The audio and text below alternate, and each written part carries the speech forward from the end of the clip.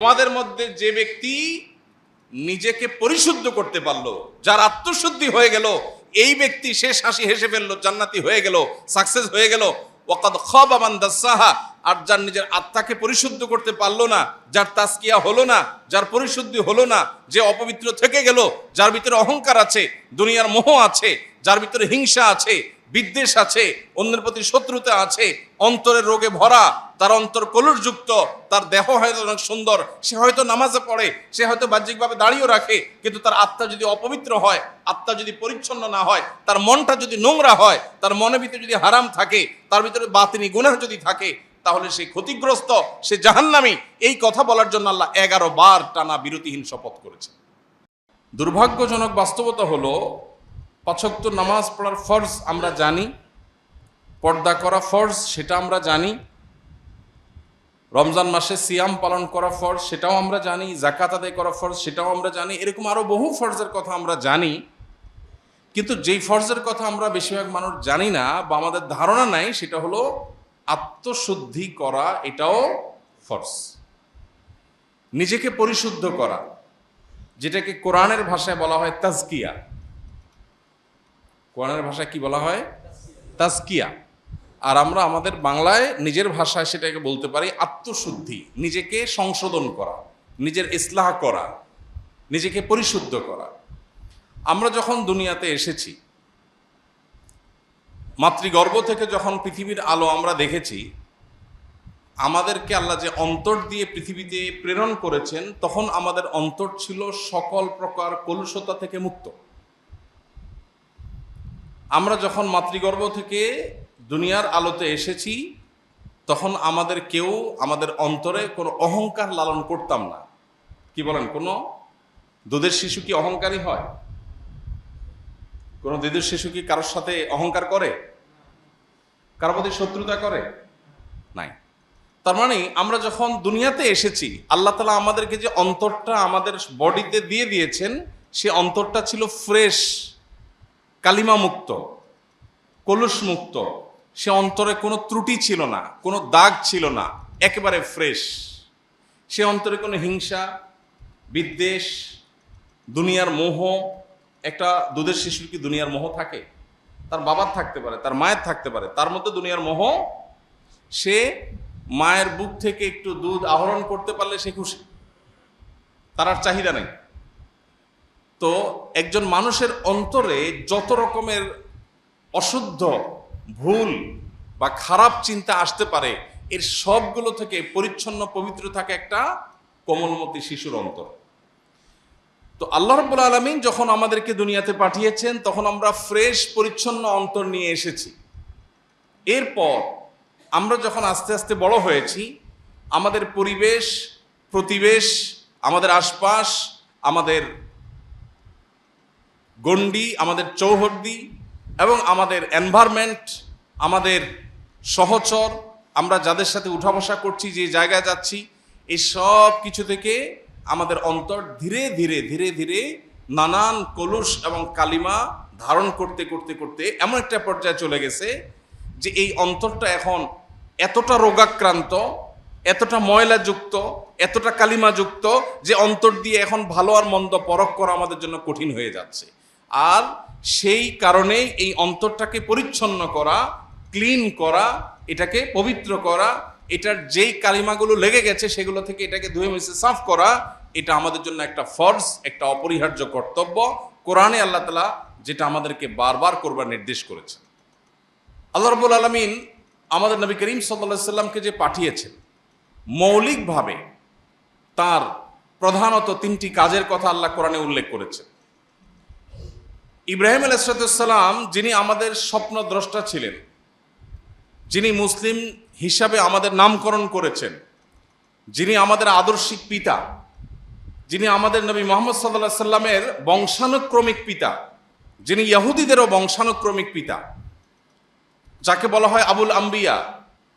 তো সেই ইব্রাহিম আলাইহিস সালাম, তিনি আল্লাহর কাছে দোয়া করেছেন, রব্বানা ওয়াবআস ফীহিম রাসূলাম মিনহুম, আল্লাহ আমার বংশধরদের মধ্যে এমন একজন রাসূল আপনি পাঠান, এটা আপনার কাছে আমার আরজি, দোয়া, যিনি তাদের তার আয়াতগুলো পাঠ করে মানুষকে শোনাবে, অর্থাৎ ওহির কথা মানুষকে জানিয়ে দিবে যে এই পথে মানুষের কল্যাণ আর এই পথে মানুষের ক্ষতি, এই জিনিসটা জানিয়ে দিবে।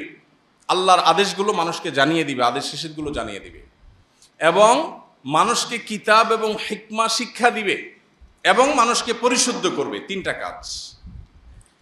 আল্লাহ রাব্বুল আলামিন ইব্রাহিম আলাইহিস সালামের দোয়া কবুল করে যখন আয়াত নাজিল করলেন, তখন আল্লাহ রাব্বুল আলামিন বলেছেন, লাকাদ মান্নাল্লাহু আলাল মুমিনিনা ইয বাআসা ফীহিম রাসূলাম মিন আনফুসিহিম ইয়াতলু আলাইহিম আয়াতি ওয়া ইউযাক্কিহিম ওয়া ইউআল্লিমুহুমুল কিতাবা ওয়াল হিকমা। এখানে ইব্রাহিম আলাইহিস সালাম যখন দোয়া করেছেন, তখন তিনি বলেছেন, আল্লাহ আমার বংশধরদের মধ্যে এমন রাসূল প্রেরণ করেন যে রাসূল আপনার আয়াত মানুষকে পাঠ করে শোনাবে, যে রাসূল মানুষকে আল্লাহর কালাম এবং হিকমত শিক্ষা দিবে, এবং যে রাসূল মানুষকে পরিশুদ্ধ করবে। এই যে মানুষ খারাপ পথে চলে যায় তাদেরকে সঠিক পথে ফিরে আনবে, আত্মশুদ্ধির কাজ করবে, সংশোধনের কাজ করবে। এখানে ইব্রাহিম আলাইহিস সালাম সিরিয়াল করতে গিয়ে 1 নম্বরে এনেছেন আল্লাহর আয়াত তেলাওয়াত করা, 2 নম্বরে এনেছেন মানুষকে কোরআন এবং সুন্নাহ বা হিকমার তালিম দেওয়া, আর 3 নম্বরে এনেছেন তাজকিয়া বা পরিশুদ্ধ করা মানুষকে। আল্লাহ তাআলা যখন ইব্রাহিম আলাইহিস সালামের দোয়া কবুল করে আয়াত নাজিল করেছেন, তখন আল্লাহ বলেছেন যে ঈমানদারদের প্রতি আল্লাহ তাআলা অনুগ্রহ করেছেন, এবং অনুগ্রহ করে আল্লাহ তাআলা ইব্রাহিম আলাইহিস সালামের দোয়া কবুল করে একজন রাসূল প্রেরণ ঠিকই করেছেন। তিনি হলেন মুহাম্মদ সাল্লাল্লাহু আলাইহি সাল্লাম, এবং তার ডিউটি কি? ইব্রাহিম আলাইহিস সালাম যে 3টা বলেছেন, আল্লাহও সেই 3টাই বলেছেন, অর্থাৎ ইব্রাহিম আলাইহিস সালাম সঠিক অ্যাড্রেস করেছেন। নবীর ডিউটি 3টা, এই 3টা ডিউটির মধ্যে সিরিয়াল ইব্রাহিম আলাইহিস সালাম তাজকিয়াকে 3 নম্বরে রেখেছেন। আল্লাহ কোরআনে যখন সেটা উল্লেখ করতে গেছেন, তখন সিরিয়ালে তাজকিয়াকে 2 নম্বরে উঠে এনেছেন। আল্লাহ বলেছেন, আয়াতটা কি? লাকাদ মান্নাল্লাহু আলাল মুমিনিনা ইয বাআসা ফীহিম রাসূলাম মিন আনফুসিহিম। এর পরের অংশ কি? ওয়া ইউযাক্কিহিম। আল্লাহ তাআলা ইব্রাহিম আলাইহিস সালামের দোয়া কবুল করে ঈমানদারদের প্রতি অনুগ্রহ করেছেন, তাদের মধ্য থেকে একজনকে রাসূল হিসেবে প্রেরণ করেছেন, তিনি মুহাম্মদ সাল্লাল্লাহু আলাইহি সাল্লাম। তার ডিউটি কি? মানুষকে কোরআন এবং সুন্নাহর আল্লাহর যে ওয়াহি সেটা পাঠ করে শোনানো, যে আল্লাহ এটা বলেছেন, এটা নিষেধ করেছেন। আর দ্বিতীয় ডিউটি হলো ওয়া ইউযাক্কিহিম, মানুষকে পরিশুদ্ধ করবে, মানুষের সংশোধনকে নিশ্চিত করবে। এটা নবী করিম সাল্লাল্লাহু আলাইহি সাল্লামের দ্বিতীয় ডিউটি। 3 নম্বরে বলেছেন কিতাব এবং সুন্নাহ, কিতাব এবং হিকমার তালিম দিবে। তাহলে এখান থেকে বোঝা যায় এই যে অ্যাপ্রোচ, ইব্রাহিম আলাইহিস সালাম নবীদের 3টা ডিউটি, নবী সাল্লাল্লাহু আলাইহি ওয়াসাল্লাম 3টা ডিউটি বলেছেন, আল্লাহও 3টা বলেছেন। ইব্রাহিম আলাইহিস সালামের সিরিয়ালে আত্মশুদ্ধিটা 3 নম্বরে ছিল, আল্লাহ যখন উল্লেখ করেছেন সেটার, তখন উল্লেখ করতে গিয়ে ওটাকে সিরিয়ালে এনেছেন কত নম্বরে? 2 নম্বরে। তার মানে উঠে এনেছেন একটা ধাপ। এখান থেকে বোঝা গেল একজন মুসলমানের কাছে বা আল্লাহর দৃষ্টিতে নিজেকে পরিশুদ্ধ করার গুরুত্ব অপরিসীম। ভাইরা আমার, কোরআনে কারিমে আল্লাহ তাআলা বিভিন্ন জায়গায় শপথ করেছেন, আপনারা জানেন। আল্লাহ অনেক জায়গায় শপথ করে অনেক কথা বলেছেন না? শপথ মানুষ কেন করে, বা আমরা শপথ করি কেন? অবিশ্বাস্য কথাকে বিশ্বাসযোগ্য করবার জন্য, তাই না? যে আমি এমন একটা কথা বলছি আপনার বিশ্বাস করতে কষ্ট হবে, সেজন্য আমি বলছি আল্লাহর কসম। আমার যে কথাটা আপনার বিশ্বাস করতে কষ্ট হবে সেটা বিশ্বাসযোগ্য করে তুলবার জন্যই আমরা কি করি? শপথ করি। আল্লাহ সুবহানাহু ওয়া তাআলা তার কোনো কথায় সন্দেহ করবার সুযোগ নেই। মানুষের কথা সন্দেহ হতে পারে, সে অপশন আছে, কিন্তু আল্লাহর কথার মধ্যে সন্দেহ করার অপশনই নাই। তিনি মহাসত্য, তার উপরে সত্য নাই। যেই আল্লাহর উপর কোনো সত্য নাই, সে আল্লাহ আবার কোরআনে শপথ করে কেন কথা বলতে হবে? আল্লাহর কি কথা বলার সময় শপথ করার দরকার আছে? নাই। ভাইরা আমার, যেই আল্লাহর শপথ করার দরকার নাই, তার সব কথাই বিশ্বাসযোগ্য, বরং বিশ্বাস করতে আমরা বাধ্য, সেই আল্লাহ আবার শপথ করেছেন কেন? আমাদেরকে বোঝাবার জন্য যে এই কথাটা খুব ইম্পর্টেন্ট। ফলে এটা বলতে গিয়ে আমি শপথ করছি, তোমরা যদি এই কথা বলতে, তাহলে শপথ করে বলা লাগতো তোমাদের। কথাটা এতটা ইম্পর্টেন্ট, এতটা অতি গুরুত্বপূর্ণ যে তোমরা বললে শপথ করে বলতে হতো। জাস্ট সেটা বোঝাবার জন্য আল্লাহ তাআলা শপথ করেন। শপথের আল্লাহর আরো বিভিন্ন মাকসাদ, আরো হিকমা, আরো রহস্য আছে, যেটা উলামা ইকরাম উল্লেখ করেছেন, মুফাসসিরগণ বলেছেন। আমার আলোচ্য বিষয় সেটা না। আলোচ্য বিষয় হলো আল্লাহ যত শপথ করেছেন, কোথাও একবার শপথ করে একটা কথা বলেছেন, কোথাও দুইবার শপথ করে একটা কথা বলেছেন। পুরো কোরআন জুড়ে বিভিন্ন জায়গায় এরকম শপথ আছে। কোথাও তিনবার শপথ করে একটা কথা বলেছেন, যেমন আল্লাহ রাব্বুল আলামিন বলেছেন ওয়াল আসর ইন্নাল ইনসানা লাফি খুসর। আমরা সবাই জানি এটা ছোট সূরা। আসরের শপথ, আসর মানে যুগ, যুগের শপথ, হ্যাঁ, যে মানুষ ক্ষতির মধ্যে আছে। তবে যারা ঈমান আনলো, নেকামল করলো, ভালো কাজের কথা মানুষকে বললো এবং ধৈর্য ধারণ করলো, এরা কিয়ামতের সাকসেস হবে, আর বাকি সব মানুষ লুজার হবে। এই কথাটা বলতে গিয়ে আল্লাহ আসরের শপথ করেছেন। এখানে একবার শপথ আল্লাহ করেছেন, তাই না? এরকম কোরআনে বিভিন্ন শপথ আছে। আমরা যে বিষয়ে আলোচনা করছি আজ, অর্থাৎ আত্মশুদ্ধি করার গুরুত্ব, নিজেকে পরিশুদ্ধ করার গুরুত্ব এবং আত্মশুদ্ধি করা যে একটা ফরজ, যে ফরজ সম্পর্কে আমাদের অনেকের ধারণা নাই, এই বিষয়ে কথা বলতে গিয়ে, এটার গুরুত্ব বর্ণনা করতে গিয়ে আল্লাহ তাআলা কোরআনে কারিমে 60টি আয়াতে, অনেক মুফাসসিরদের মতে 7 বার, তবে বিশুদ্ধ মত অনুযায়ী 11 বার আল্লাহ শপথ করেছেন। কয়বার? 11 বার। আপনি একটু চিন্তা করুন তো, আপনি কোনো কথা বলতে গিয়ে যদি আমাকে বলেন আল্লাহর কসম, আল্লাহর কসম, আল্লাহর কসম, এটা কি এনাফ না, যথেষ্ট না? কিন্তু আপনি যদি আমাকে 11 বার শপথ করেন, তাহলে আমার ধারণা কি হবে যে কথাটা এত গুরুত্বপূর্ণ, মানে এর চেয়ে গুরুত্বপূর্ণ কোনো কথা থাকতে পারে না। পুরো কোরআনে কোথাও এত বেশি সংখ্যক বার শপথ করে আল্লাহ কোনো কথা বলেন নাই। পুরো কোরআনে একটা কথা বলবার জন্য আল্লাহ 11 বার টানা শপথ করেছেন, বিরতিহীন শপথ করেছেন। সূরাতুশ শামসের মধ্যে আল্লাহ কি শপথ করেছেন? ওয়াশ-শামসি ওয়া দুহাহা, সূর্যের শপথ। দেখেন আল্লাহ বড় বড় সৃষ্টিগুলোর শপথ করে। যদিও এখানে আরেকটা মাসআলা বলে রাখতে হয় প্রসঙ্গত, কোনো মুসলমানের জন্য আল্লাহ ছাড়া আর কারোর নামে শপথ করা জায়েজ নাই। নবীজি সাল্লাল্লাহু আলাইহি সাল্লাম বলেছেন, মান আরাদা আন ইয়াহলিফা ফালইয়াহলিফ বিল্লাহি আও লিয়াসমুত। কেউ যদি শপথ করতে চায় সে আল্লাহর নামে শপথ করবে, আর না হলে সে চুপ থাকবে, আর কারোর নামে শপথ করতে পারবে না। অতএব আমরা এই যে বাপের কিরা, মায়ের কিরা, ক্যাশ ছুঁয়ে বলছি, গাড়ির স্টিয়ারিং হুইল ছুঁয়ে বলছি, বাচ্চার মাথা ছুঁয়ে বলছি, মাটি ছুঁয়ে বলছি, ঠ্যাং ছুঁয়ে বলছি, এইসব নাটক যা আমরা করি এগুলো সবই শরিয়ার লঙ্ঘন, নবী সাল্লাল্লাহু আলাইহি সাল্লামের পরিষ্কার হাদিসের লঙ্ঘন। এটা এক প্রকারের শিরক। এই শিরকের ফলে ঈমান চলে যাবে না, এটা শিরকে আসগর, ছোট শিরক, কিন্তু এটা এক প্রকার শিরক। এই জন্য আল্লাহ ছাড়া কারোর নামে শপথ করা জায়েজ নাই। শপথ হবে সব কার নামে? আল্লাহর নাম। এখন আল্লাহ রাব্বুল আলামিন তিনি নিজেও তার জাতের শপথ করেছেন। আল্লাহ রাব্বুল আলামিন কোরআনে কারিমে কোথাও কোথাও তার এরকম বৃহৎ বড় বড় সৃষ্টিগুলোর নামেও শপথ করেছেন, বরং বেশিরভাগ শপথ সেরকম। এই যে আল্লাহর বড় বড় সৃষ্টির নামে শপথ করেছেন, এটা হলো ওই সৃষ্টির গুরুত্ব বোঝাবার জন্য, আবার আমাদেরকে শপথকৃত বিষয়ের গুরুত্ব বোঝাবার জন্য। তো আল্লাহ বলছেন ওয়াশ-শামসি ওয়া দুহাহা, সূর্যের শপথ এবং সূর্যের যে কিরণ সেটার শপথ। ওয়াল কামারি ইযা তালাহা, চন্দ্রের শপথ আল্লাহ করেছেন। এভাবে দিনের শপথ করেছেন, রাতের শপথ করেছেন। ওয়াল আরদি ইযা তাহাহা, ভূমণ্ডলের শপথ করেছেন।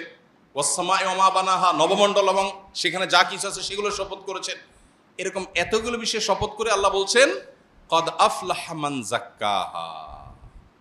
এতবার শপথ করে তোমাদেরকে বলছি বান্দারা শুনো, তোমাদের মধ্যে যে ব্যক্তি নিজেকে পরিশুদ্ধ করতে পারলো, যার আত্মশুদ্ধি হয়ে গেল, এই ব্যক্তি শেষ হাসি হেসে ফেললো, জান্নাতি হয়ে গেল, সাকসেস হয়ে গেল।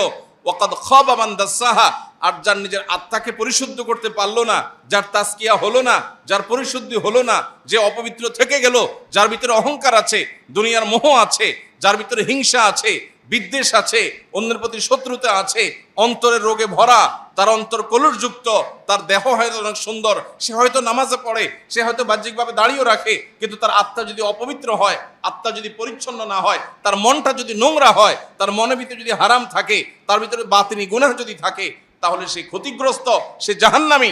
এই কথা বলার জন্য আল্লাহ 11 বার টানা বিরতিহীন শপথ করেছে।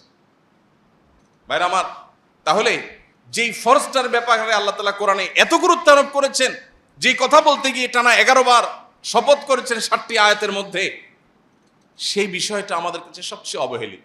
এটা ইন্টারেস্টিং বিষয়। যে জিনিসটা কোরআন হাদিসে যত বেশি গুরুত্বপূর্ণ হবে, শয়তান সেটা আমাদেরকে তত বেশি ভুলিয়ে রাখবে। শয়তান তত বেশি আমাদেরকে ভুলিয়ে রাখবে। যেমন কোরআনে কারীমের পাতায় পাতায় আপনি শয়তান সম্পর্কে ধারণা পাবেন। আপনি যদি কোরআন পড়েন আপনি দেখতে পাবেন আল্লাহ আপনাকে ধারণা দিচ্ছেন শয়তান থেকে সাবধান থাকবা, শয়তান থেকে কেয়ারফুল থাকবা, শয়তান কিন্তু তোমাদের শুধু শত্রু, সে কিন্তু আদু ও মুবিন, আল্লাহ বারবার বলেছেন। কিন্তু ইন্টারেস্টিং বিষয়, শয়তান সম্পর্কে কোনো আলোচনা নেই। শয়তান বিষয়টা এখন আমাদের কাছে অনেকটা বায়বীয় বিষয়ে পরিণত হয়ে গেছে। আজ থেকে 10, 20, 30 বছর পরের যে প্রজন্ম আসবে, আল্লাহ না করুন এমন না হয় যে তখনকার প্রজন্মের কাছে শয়তান বলতে জাস্ট একটা কাল্পনিক বিষয়, এটা অবাস্তব বিষয়, এরকম ধারণা না হয়। এখন যেরকম আমাদের অনেক মুসলিম ভাই বোন আছেন যারা বলে, আমার কাছে অনেক অনেক ধরনের মানুষজন আসে। একজন পাওয়ারফুল পলিটিশিয়ান তিনি আসছেন কিছুদিন আগে, এসে বললেন যে ভাই আমি জিন জাদু বিশ্বাস করি না, জিন জাদু বিশ্বাস করি না। এখানে বিশ্বাসের জায়গাটা পরিষ্কার করা দরকার। একজন মানুষ তিনি আসলে কি মানসিক রোগী নাকি তিনি জিনে আক্রান্ত, এটা নিয়ে আমার সন্দেহ হতেই পারে এবং আমি এটা ডিনাই করতেই পারি না। আমার মনে হচ্ছে এটা মানসিক রোগী। আপনি যতই বলেন না এটা জিনে ধরা রোগী, আমি এটা ডিনাই করতেই পারি, কোনো অসুবিধা নেই, কারণ এটা আসলে কি সেটা ডায়াগনোসিস তো নিশ্চিতভাবে হয় নাই। সো এটা অস্বীকার করলে কিছু হবে না। কিন্তু যদি আপনি বলেন জিন বলতে কিছু নাই, আপনি যদি বলেন যে ব্ল্যাক ম্যাজিকের কোনো ক্রিয়া নাই, ব্ল্যাক ম্যাজিক বলতে কিছু নাই, তাহলে আপনার ঈমান নিয়ে প্রশ্ন উঠবে। বিকজ কোরআনে আল্লাহ তাআলা এগুলোর অস্তিত্ব আছে বলেছেন, আপনি সেটাকে অস্বীকার করেছেন। এখন যেটা হয়েছে সমস্যা, সেটা হলো আমরা এত বেশি বিজ্ঞান নির্ভর হয়েছি, সায়েন্সকে আমরা এখন খোদা বানায় বসে আছি, নাউজুবিল্লাহ। বিজ্ঞানকে আমরা এখন খোদা বানায় বসে আছি, কারণ বিজ্ঞানের আয়না দিয়ে আমরা ভালো মন্দ দেখার চেষ্টা করি, বিজ্ঞানের কষ্টি পাথর দিয়ে আমরা সত্য অসত্য নিরূপণ করার চেষ্টা করি। এটা হলো আমাদের সবচেয়ে বড় ভুল পদক্ষেপগুলোর একটা। বিনয়ের সাথে বলতে হয়, এটা আমাদের সবচেয়ে বড় ভুল ধারণাগুলোর মধ্যে থেকে একটা। আমাদের তরুণ শিক্ষিত একটা বড় অংশ আছে সমাজের, যারা এই ভুলটা নিজের অজান্তে করে ফেলছে। বিজ্ঞান কি কখনো সত্য অসত্যের মাপকাঠি হতে পারে? কেন হতে পারে না? আজকে বিজ্ঞান যেটাকে স্বীকার করেছে, 500 বছর আগে বিজ্ঞান কিন্তু এটাকে স্বীকার করে নাই, করেছে? আজকে যে জিনিসটা আবিষ্কার হয়েছে 500 বছর আগে যখন আবিষ্কার হয় নাই, তখন বিজ্ঞান কি ওইটার অস্তিত্বকে স্বীকার করতো? তাহলে এখন যেটার অস্তিত্বকে বিজ্ঞান অস্বীকার করছে, হতে পারে 500 বছর পরে বিজ্ঞান আবিষ্কার করবে, স্বীকার করবে। সো বিজ্ঞান কখনো সত্য অসত্যের মাপকাঠি হতে পারে না। হ্যাঁ, বিজ্ঞান আমাদেরকে ইনফরমেশন দেয়, সত্য আবিষ্কারে সাহায্য করে, সন্দেহ নেই, কিন্তু এটাই একমাত্র সত্য অসত্য আবিষ্কারের বা নিরূপণের মানদণ্ড হতে পারে না। মানুষ, আল্লাহ রাব্বুল আলামিন যে মানুষকে অন্তর দিয়ে পাঠিয়েছেন, এই অন্তরকে পরিশুদ্ধ করবার গুরুত্ব এটা আল্লাহ তাআলা এত বেশি দিয়েছেন যে এটা করতে গিয়ে আল্লাহ তাআলা এতবার শপথ করে তারপর বলেছেন যে ব্যক্তি পরিশুদ্ধ করবে সে জান্নাতে যাবে, আর যে নিজেকে পরিশুদ্ধ করতে পারবে না সে জাহান্নামে যাবে। আল্লাহ রাব্বুল আলামিন আত্মশুদ্ধি বা নিজেকে সংশোধন করবার গুরুত্ব বুঝাতে গিয়ে কোরআন কারিমে আরেকটা আয়াতে আল্লাহ তাআলা বলেছেন, ইয়াউমা লা ইয়ানফা'ু মালুন ওয়ালা বানুন ইল্লা মান আতাল্লাহা বিকলবিন সালিম। আল্লাহ বলেছেন কিয়ামতের দিন মানুষের কোনো সম্পদ অথবা মানুষের সন্তান সন্ততি, কার কত সন্তান, কার কত বংশধর, কার সন্তানরা কত শিক্ষিত, কত এডুকেটেড, কে কত রত্নগর্ভা মা, কে কত গর্বিত পিতা, এগুলোর কোনো কিচ্ছু আখেরাতে কোনো কাজে আসবে না।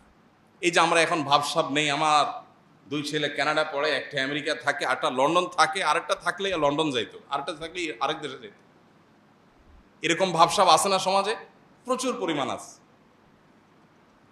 সন্তান নিজের কাছে নাই, সন্তান আরেক দেশে থাকে, কত বড় কষ্টের কথা, কত বড় দুঃখের কথা।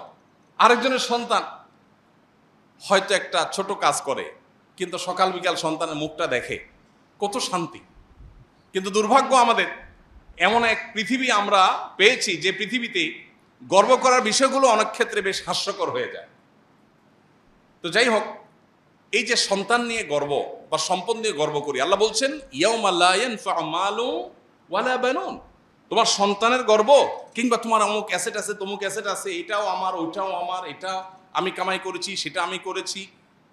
মানুষ গল্প দিতে শেষ। আজকাল যত মানুষ পাবেন, গল্প দেয়া মানুষ ছাড়া মানুষ পাওয়া খুব ডিফিকাল্ট হয়ে গেছে, খুবই টাফ। যাকেই পাবেন বসলে দেখবেন গল্প শুরু হয়ে গেছে। কি হয়েছে ভাই, এখানে আমার একটা ফ্ল্যাট আছে আর কি, এই দোকানটা আল্লাহ দিছে আর কি ভাই, আমার কিছু না, আল্লাহ দিছে। এটা আমি দেখভাল করি আর কি ভাই, মালিক না, আমি নিজের মালিক বলি না। মানে ভাবসাব জাহিরেরও একটা মুনশিয়ানা আছে, মানে অহংকারেরও বেশ দারুণ ক্রিয়েটিভ উপায় আছে। এই বাড়িটা আমি দেখভাল করি আরে ভাই, আমি দারোয়ান আর কি ভাই, মালিক তো আল্লাহ আসলে। আহা, কত বিনয়, সুবহানাল্লাহ। কেন আপনার ইনফরমেশনটা না জানলে আমার কি ক্ষতি হইতো? আপনি আমাকে ইনফরমেশনটা দিয়ে কি উপকার করলেন? আপনি এই বাড়ির মালিকটা না জানলে আমার কি সমস্যা হইতো? কিন্তু যার কাছেই যাবেন, বসবেন, 5 মিনিট সুযোগ পাইলে আর কিছু না পারলে বলবে অমুক এমপি সাহেব আমার তালতো ভাইয়ের খালাতো ভাইয়ের দোস্ত। মানে কিছু একটা তাকে বলতে হবে। এই যে মানুষের অহংকার, এই যে মানুষের গর্ব, আল্লাহ বলছেন ইয়াউমা লা ইয়ানফাউ মালুন ওয়ালা বানুন। সম্পদ পাহাড় নিয়ে যেতে পারো, সম্পদের পাহাড় কিংবা সন্তান, গর্ব করার মতো সন্তানের বিশাল বহর নিয়ে যেতে পারো, কিয়ামতের দিন এগুলো কোনোটা গল্প তোমার মুখ দিয়ে আসবে না। কারণ এগুলো সবগুলো তোমার মনে হবে, পরিষ্কার হবে, এগুলো কোনোটা তোমার কাজে আসবে না। একটা জিনিস কাজে আসবে, কি? ইল্লা মান আতাল্লাহা বিকলবিন সালিম। কেউ যদি আল্লাহর কাছে এমন একটা মন, এমন একটা অন্তর নিয়ে হাজির হতে পারে যে অন্তরটা পবিত্র। সালিমের অর্থ পবিত্র অবশ্য না, সালিম মানে সুস্থ। সালিম মানে কি? সুস্থ। যে অন্তরটা সেফ, নিরাপদ, সুস্থ, স্বাভাবিক, যে অন্তরের ভিতরে দুনিয়ার মোহ নাই, হিংসা নাই, বিদ্বেষ নাই, খারাপ কিচ্ছু নাই, অন্তরটা ফ্রেশ, এই ব্যক্তির এই অন্তরটা কিয়ামতের দিন কাজে আসবে। এজন্য ভাই, নিজেকে পরিশুদ্ধ করবার গুরুত্ব আমাদের বুঝতে হবে। সোশ্যাল মিডিয়ার এই যুগে আমরা সবাই অলমোস্ট নিজের চাইতে পরকে নিয়ে বেশি ভাবি। নিজের চাইতে অমুকে কি করেছে, তমুকে কি করেছে, অমুকের কি বলা উচিত ছিল, তমুকের কি করা উচিত ছিল, কার কি সমস্যা আছে, আমার কি সমস্যা আছে, এটা নিয়ে কোনো অ্যানালাইসিস সাধারণত করার সুযোগ আমাদের হয় না। ওই যে শুরুতে বলেছি, আল্লাহ রাব্বুল আলামিন দুনিয়াতে যখন পাঠিয়েছেন তখন একটা মন দিয়ে পাঠিয়েছেন। সেই মনটাতে কোনো নোংরামি ছিল, কোনো কলুষতা ছিল, কোনো খারাপ কিছু ছিল? আল্লাহ কিয়ামতের দিন আবার বুঝে নিবেন, বান্দা তোমাকে আমি একটা ফ্রেশ, রোগমুক্ত, পরিচ্ছন্ন অন্তর দিয়ে পাঠিয়েছিলাম, তুমি আমার কাছে এসেছো এমন একটা অন্তর নিয়ে যে অন্তরে শত শত মানুষের প্রতি শত্রুতা, বিদ্বেষ, অহংকার, খাই লোভ, মোহ, দুনিয়ার সমস্ত রোগ দিয়ে সেটাকে পরিপূর্ণ করে তারপর তুমি আমাকে দিয়েছো। আমি অন্তরটা অ্যাকসেপ্ট করব না? আমি যে পরিচ্ছন্ন অন্তর দিয়েছি আমি সেটাই রিটার্ন চাই। যদি সেটা দিতে হয় তাহলে এখন থেকে আমাদেরকে আত্মশুদ্ধির অভিযানে নামতে হবে, নিজেকে সংশোধন করার কাজে নামতে হবে। আল্লাহ আমাদের সবাইকে সেই তৌফিক দান করুন। সবাই চেষ্টা করবো তো ইনশাআল্লাহ। কিভাবে আত্মশুদ্ধি হতে পারে? প্রতিনিয়ত সবসময় আমার নিজের সমস্যাগুলোকে চিহ্নিত করার চেষ্টা করা। আমরা যদি সবাই নিজের দিকে তাকাতাম, নিজের সংশোধনের চিন্তা করতাম, তাহলে সমাজটা অনেক সুন্দর হয়ে যেত। দেখুন, গোটা পৃথিবী আপনাকে বলবে ভোগ করো, ইসলাম আপনাকে বলে নিজেকে সংশোধন করো, নিয়ন্ত্রণ করো, কন্ট্রোল করো। এই যে আত্মাকে বা নিজেকে নিয়ন্ত্রণ করবার যে এক্সারসাইজ, এটা একমাত্র ইসলাম বলবে আপনাকে, আর কোথাও বলবে না। ইসলামই আপনাকে বলবে কন্ট্রোল করো। আজকের পৃথিবীর প্রত্যেকটা বিষয়ের দিকে তাকালে আপনি দেখবেন আপনাকে শুধু ভোগের আহ্বান করা হচ্ছে। বিজ্ঞাপনী বিলবোর্ড কিসের আহ্বান করে? ভোগের। পত্রিকার পাতার বিজ্ঞাপন কিসে আহ্বান করে? ভোগের। গোটা পৃথিবীর যেদিকে তাকাবেন আপনাকে ভোগের আহ্বান করা হচ্ছে। যে কালচার ডেভেলপ করা হয়েছে, যে পৃথিবী সাজানো হয়েছে, এই পৃথিবীটা ভোগের দাওয়াত দিচ্ছে। আর ইসলাম আপনাকে বলছে না, ত্যাগ শিখো, স্যাক্রিফাইস শিখো, কন্ট্রোল শিখো, কারণ এখানেই সুখ। একজন মানুষ যখন তার মনে যখন মোহ থাকে না, সে কোনো সম্পদের মালিক না হয়েও সুখী।